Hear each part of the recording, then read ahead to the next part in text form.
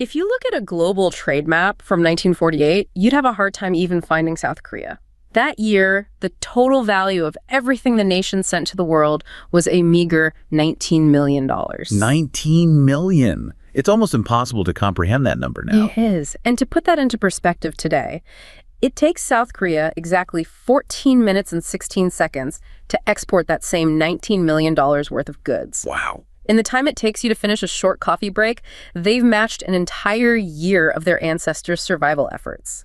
They've just reached what economists call the Dream Highland, the $700 billion export club. And the company they keep up there is, well, it's exclusive. It really is. If you look at the other members, the air is thin up there. It's just the US, Germany, China, and Japan. And these aren't just countries. They are continental powers with massive resources, huge populations, and, the legacies of empires. They were the winners or the initiators of World War II. They had industrial bases.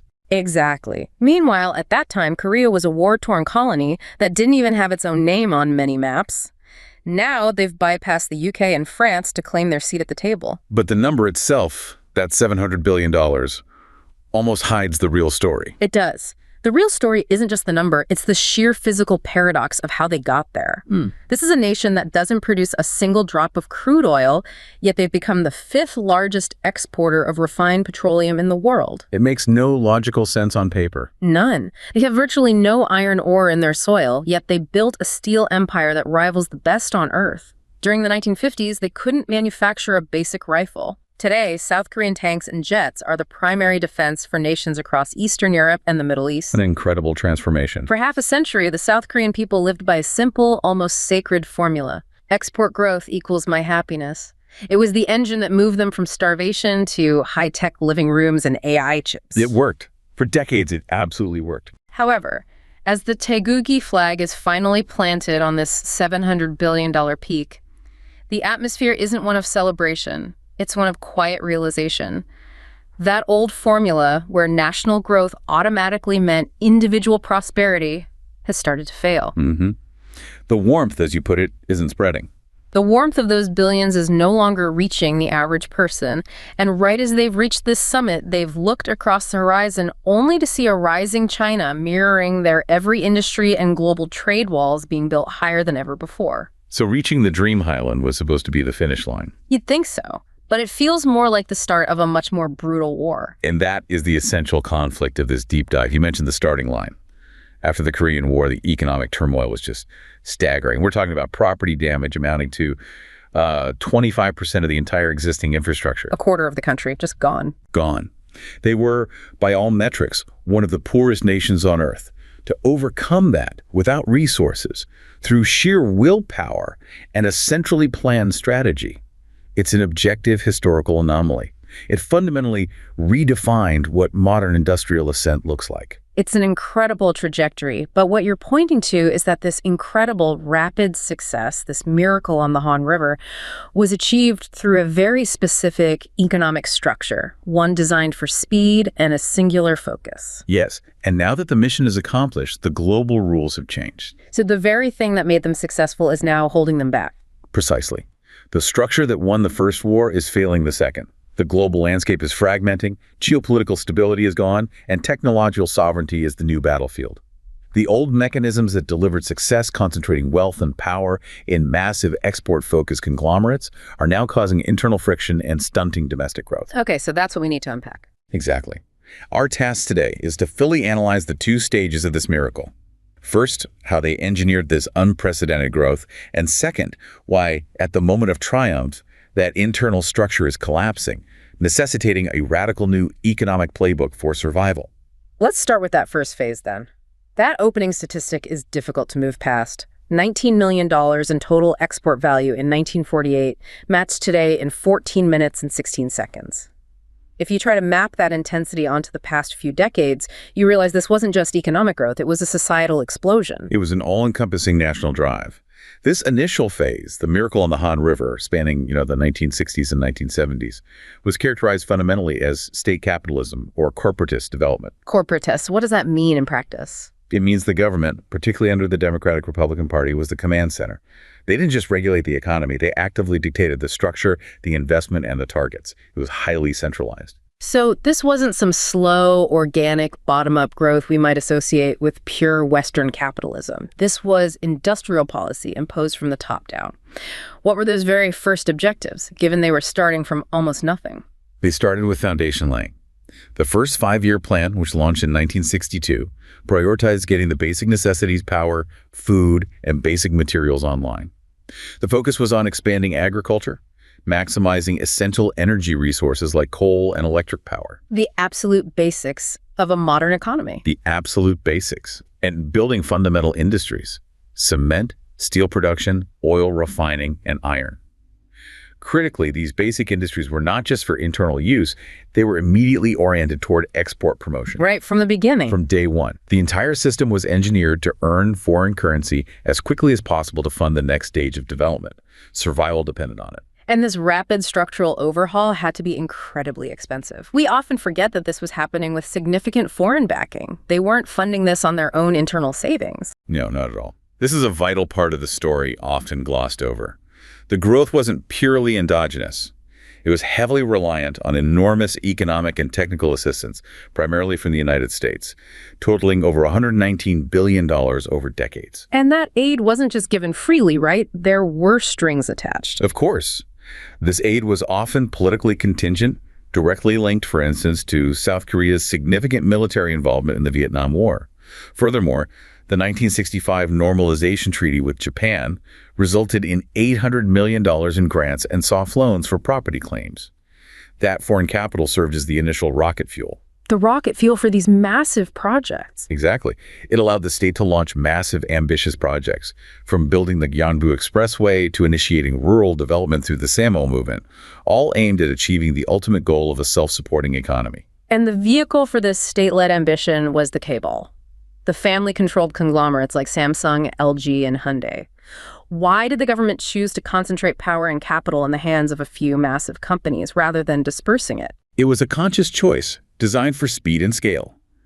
The government, particularly the Park Chung-hee administration, decided that if they wanted to compete globally and compete instantly, they couldn't afford a decentralized, slow-moving economy. They needed champions. So they basically handpicked them. They actively cultivated the chaebols by setting up incredibly high entry barriers in selected high-growth manufacturing sectors and granting them immense financial privileges. Subsidized loans, preferential access to scarce foreign exchange, and guaranteed trade policies. This allowed them to bulk up rapidly and achieve the economies of scale necessary to compete with established global firms. And the dominance they achieved is just. It's difficult for listeners in other OECD countries to even imagine. These companies are almost synonymous with the nation itself. They are the very backbone of the economy. Yeah. By 2015, the financial heft of just the top 5 chaebols, their sales revenue, was equivalent to a staggering 58% of South Korea's GDP. 58%. And to put that into perspective, that figure was 37% just 7 years prior, in 2008. So their concentration actually increased dramatically over time. These were the firms that put South Korea on the map in heavy industry, shipbuilding, and early electronics. The sheer output and scale allowed 17 Korean companies to be listed as Fortune 500 in 2015, confirming their status as genuine global manufacturing behemoths. But the acceptance of this centralized power wasn't just about economic logic, was it? It was driven by that intense, singular national sentiment. The sacred formula, export growth equals my happiness. That cultural engine was the necessary counterweight to the structural choice of chaebol dominance. I mean, the collective work ethic was legendary because the memory of poverty and war was so raw and so recent. Everyone was pulling in the same direction. Everyone. The workforce bought into the idea that if the national champions won in the global marketplace, everyone would benefit through rising living standards, education, and eventual prosperity. That sentiment is perfectly captured in the story of Mr. Choi, who was working in the industrial heartland of Changwon during the 1970s. Mr. Choi's experience really embodies the culture of that era.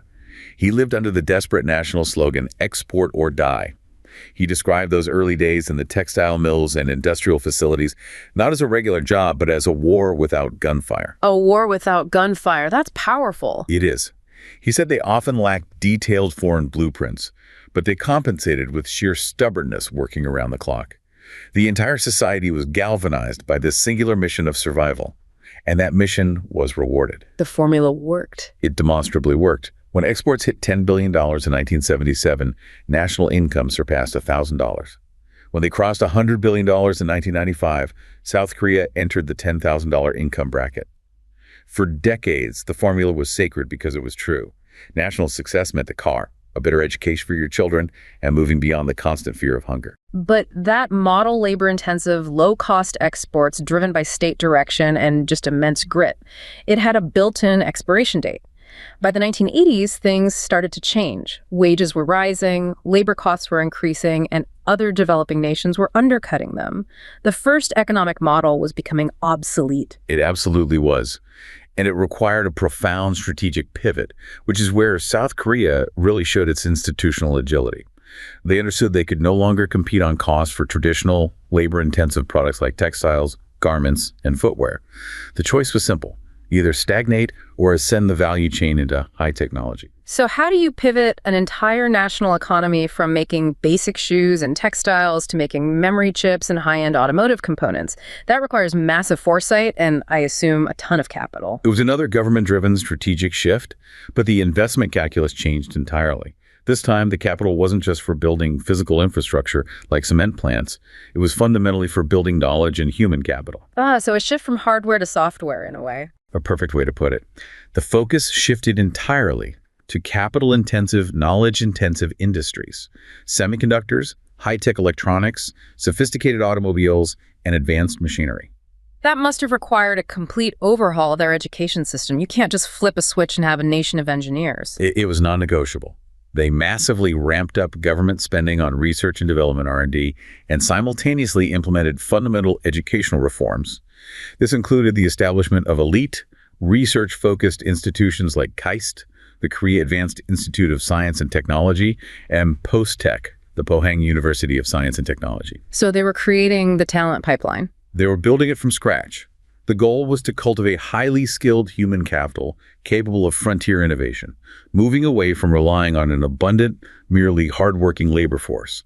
They were betting big on intellectual property. And the statistics reflect this commitment, right? R&D spending, as a percentage of GDP, is consistently near the top globally, which fueled this diversification. Absolutely. The commitment was reflected both in the funding and the outcomes. GDP growth rates remained robust even as the economic structure changed. The export profile shifted radically, allowing diversification into areas like ICT or information and communication technology, biotechnology, and even culture, the now globally famous Hallyu the Korean way. Right, K-pop, K-dramas, all of that. All of it. They essentially built an economy where high technology became the core, ensuring their exports commanded premium prices rather than relying on volume alone. And that focus on technology and self-reliance ultimately led to the staggering transformation of their defense industry. It's really the ultimate example of this pivot turning a former colony into a global arsenal. The defense sector is the purest illustration of South Korea's transition to a high-value first-world economy. We started with the shocking fact that in the 1950s they couldn't even manufacture a basic rifle. Today, they are ranked among the top 10 global arms exporters. Specifically, they're at number 10 with a 2.2% market share between 2020 and 2024. And their explicit government goal is to become the fourth largest arms exporter globally. That ascent suggests they aren't just selling cheap rifles anymore. They must have world-class equipment to crack that top 10 list. No, their portfolio is sophisticated, modern, and proven. They are exporting key flagship systems like the K2 Black Panther main battle tank, which is lauded for its digital network capabilities and advanced armor. Then there's the K9 self-propelled howitzer, which is highly mobile and effective. And we're seeing these pop up everywhere. Everywhere. There's also the K2-39 Chunmoo multiple rocket launcher system, or MLRS, and the FA-50 light fighter jets. These platforms have been stress-tested in the unique, challenging environment of the Korean Peninsula, making them highly effective and reliable. We've seen their strategic deals with Europe recently dominate the news. The orders from Poland in particular seem immense. Poland has been the flagship success story. It's transformed South Korea into a crucial NATO partner almost overnight.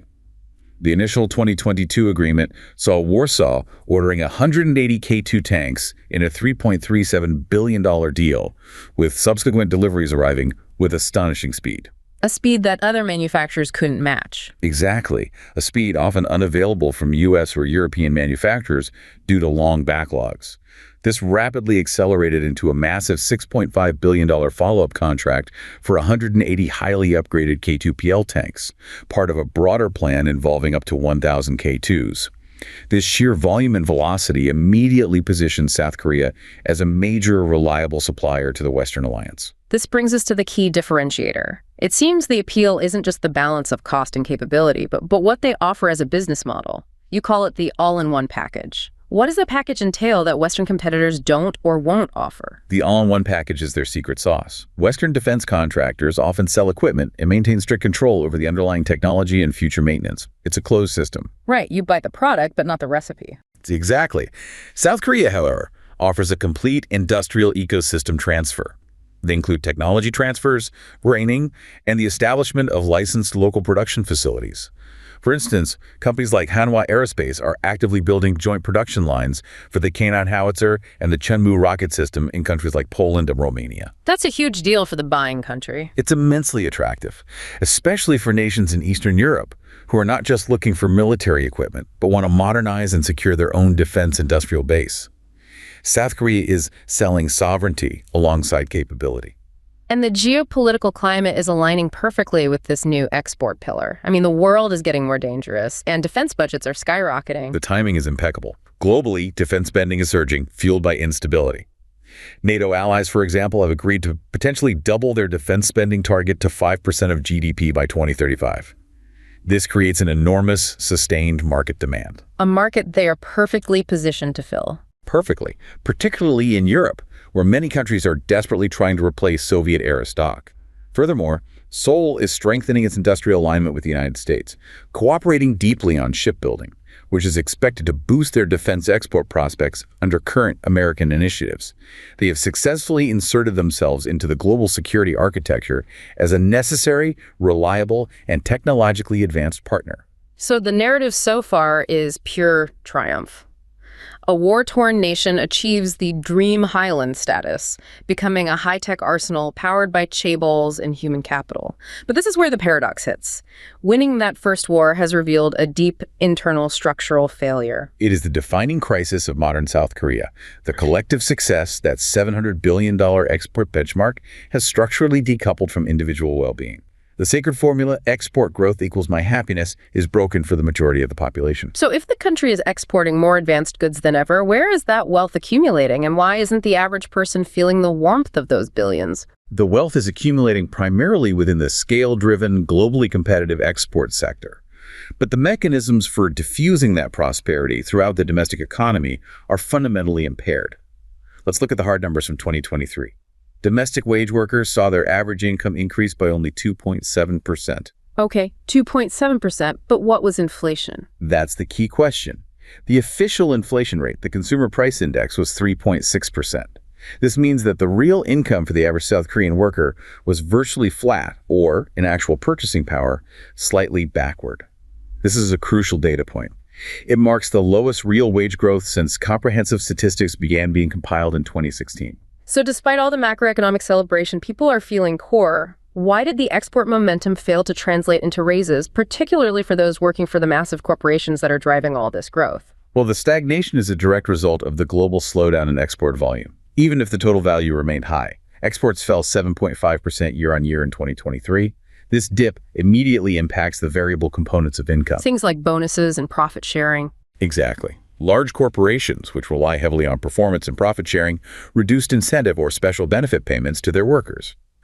For employees of these large corporations, the average income increase was a negligible 0.4% year-on-year. This just illustrates how sensitive the personal finances of workers, even at the top, are to the volatility of global trade, and how difficult it is to sustain real wage growth when the economy is geared purely toward export performance. This sounds exactly like the frustration we heard from Manager Park working in Ulsan's petrochemical sector. Manager Park's story is the lived reality of this decoupling. He works for a mid-sized supplier that feeds into the massive chaebol ecosystem. He sees the nightly news reports detailing record exports, the macro success. Yet in his own office, budget cuts are standard, and his staff hasn't received a meaningful real raise in years. He's living in what you call the phantom boom. He is. It's a phenomenon where national economic indicators suggest immense success, but that success is highly illiquid and inaccessible to the majority of the domestic workforce. This is the classic signal that the transmission system from the export engine to the domestic household is broken. So if the export-driven chaebols are concentrating the wealth, the domestic economy, which is where most people actually work, must be the anchor weighing the country down. You call this a two-speed economy. That is the structural reality. While the global manufacturers operate at hyper-efficiency, the vast base of the domestic economy, the small and medium-sized enterprises, or SMEs, and the service sector, is incredibly inefficient. And these SMEs are not some marginal group. They account for 99.9% of all registered firms and employ 81% of the entire workforce. Wait, let me just restate that for clarity. You're saying 4 out of 5 South Korean workers are employed by firms that are structurally less productive than the global giants. That's the painful truth. And the productivity gap is enormous, far wider than in nearly all comparable OECD countries. In manufacturing, SME productivity is less than half that of large firms. In the services sector, it falls below 40%. The problem isn't just that they exist, it's that they employ the vast majority of people, so their low output dictates the national average and suppresses overall wage potential. And that weak service sector, which accounts for 71.2% of employment, is performing poorly across the board. It is the single largest persistent weak spot. Between 2013 and 2022, labor productivity in a highly efficient manufacturing sector grew by a respectable 19%. Okay. Over that same period, services sector productivity grew by a mere 6%. The resulting disparity is staggering. Manufacturing workers produce more than twice as much value as service workers, a 103% productivity gap. It is incredibly rare to see that level of structural imbalance in a developed high-income economy. And the data suggests that large portions of the service economy aren't just lagging, they're actually shrinking in productivity. It's getting worse. They are experiencing a catastrophic decline, which suggests the economy is moving backward in fundamental sectors. Consider the period from 2013 to 2023. Foundational service sectors like utilities saw a productivity decline of 41%. Construction fell by 31%. Technical services dropped by 21%. Real estate by 17%. Even in tech. Even the crucial ICT-related services sector, the very engine of future growth, declined by 15%. This proves that the adoption of modern tools, automation, and digital technology is failing to diffuse effectively across the base of the economy. And this imbalance then dictates the quality and availability of stable jobs. It creates a severe bottleneck for career progression. Only 13.9% of all South Korean jobs are located in large enterprises, the firms with stability, resources, and high wages. Compare that to the United States, where 57.6% of jobs are in large firms. That's a huge difference. It is. And this shortage of high-quality employment accelerates the wage dispersion. Workers in microenterprises, those with only 5 to 9 employees, earned just 54% of the wages paid to large firm employees in 2023. This economic pressure leads to other social issues, including South Korea having one of the earliest effective retirement ages among advanced economies as people struggle to sustain themselves on low-wage service sector jobs. Now, this is the part that is most critical for our listener to understand. This massive productivity gap isn't an accident. It's an outcome of intentional, albeit well-meaning, policy. The state, which built the chaebols, is now actively working to prevent small firms from consolidating or growing. That is the policy trap. The impulse is deeply rooted. The Korean Constitution, in Article 123, Clause 3, mandates the state to foster and protect small and medium-sized enterprises. This protectionist mandate, designed to create a vibrant middle class after decades of poverty, has become an institutionalized resistance to scale and efficiency. How vast is this institutional protection? It's pervasive.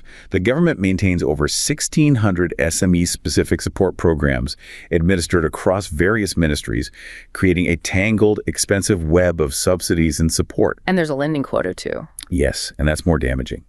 The mandatory lending quota system. Commercial banks are required by law to allocate at least 45% of their loan increases to SMEs. This system funnels capital toward firms regardless of their performance, creating an artificial life support for underperforming zombie firms that should, by market discipline, either restructure, be acquired, or exit. So the policy rationalizes inefficiency because survival is guaranteed by state credit. Precisely. And they have explicit regulations that bar successful large firms from entering or expanding into certain markets, right? Tell us about the livelihood supporting industry protection system. Ah, yes. That is the most potent anti-growth regulation. Enacted in 2018, the Livelihood Supporting Industry Protection System is designed to shield microenterprises and small merchants. The government designates specific sectors. And the list includes foundation items like tofu manufacturing, fermented sauces, bakeries, and local bookstores. Right. And then it bars large firms from entry, acquisition, or expansion in those designated sectors for at least 5 years. So the government is literally protecting the right to inefficiently make tofu and run a small bakery, even if a large, modernized competitor could offer consumers better prices or higher quality. That's the unintended consequence. It locks capital, talent, and innovation into fragmented, low-margin sectors, preventing the diffusion of digital tools and automation that could dramatically increase productivity. The system prioritizes the survival of the smallest businesses over the prosperity of the consumer and the overall health of the national economy. The outcome of this policy architecture has to be policy-induced stagnation. Firms just. They don't grow beyond SME status. They become perpetual children. The statistics on business graduation are damning. Between 2002 and 2012, only 696 firms managed to successfully transition out of SME status. Since 2014, the situation has become nearly static. A mere 5 firms have progressed from middle market enterprise to fully large enterprise status. Just 5. It's incredible. The entire system has been calibrated to reward smallness and punish scaling. And this protectionist mandate even extends to competition regulation, which is supposed to be about enforcing dynamism and fairness. Yes. The Korean Fair Trade Commission, the KFTC, operates under a philosophical mandate that's distinct from many of its peers. It explicitly prioritizes the protection of SMEs in its enforcement actions. We see this in the fines levied against large e-commerce platforms like Coupang for allegedly favoring their private label products. And in proposed legislation, too. We also see it in the push for legislation, like the proposed Platform Competition Promotion Act. The KFTC is effectively seeking to manage digital competition by protecting the smaller players, which fundamentally misunderstands the economic principle that the opposite of monopoly is dynamic competition in scale, not massive, protected fragmentation. By insulating these small firms from efficient competition, they are unintentionally undermining the long-term dynamism of the entire national economic base. So South Korea is grappling with this profound internal structural crisis, a two-speed economy fueled by a policy trap. At the exact moment, the external environment, which enabled their chaebol-driven export success, is turning hostile. The rules of the game have changed overnight. The era of stable, open global trade is gone. South Korea is now trapped in a geopolitical pincer attack, simultaneously being pressed by an industrial rival that is copying their homework and an ally that is increasingly putting up protectionist barriers. Let's start with China. The danger here isn't just competition, it's an existential displacement in core industries. The China challenge is immediate and profound. It's characterized by Beijing's strategy of disintermediation. China is rapidly achieving self-sufficiency and mirroring South Korea's core export industries. Advanced chips, electric vehicle manufacturing, shipbuilding. All their crown jewels. All of them. Their goal is systematic substitution, meaning they are actively swapping foreign suppliers, like South Korean components and machinery, for domestic alternatives across their supply chains. This immediately reduces South Korea's crucial market share in China. So South Korea is losing its access to the massive Chinese domestic market, and simultaneously, Chinese competitors are flooding the global market with comparable, increasingly sophisticated, and often cheaper goods. Exactly. This creates a direct existential rivalry in third markets globally. South Korean firms are being squeezed from both ends: market access at home for China's goods and intense price competition for their own exports everywhere else. The challenge is no longer about staying ahead technologically. It's about maintaining relevance in a highly saturated, subsidized marketplace. And on the other side of that pincer, you have the United States, their security ally, which is also increasingly turning protectionist. The Trump-era rupture fundamentally shifted the baseline. Strategic protectionism tariffs, subsidies conditioned on domestic production, strict Buy American rules is now standard policy in Washington, regardless of who is in power. And South Korea is uniquely vulnerable.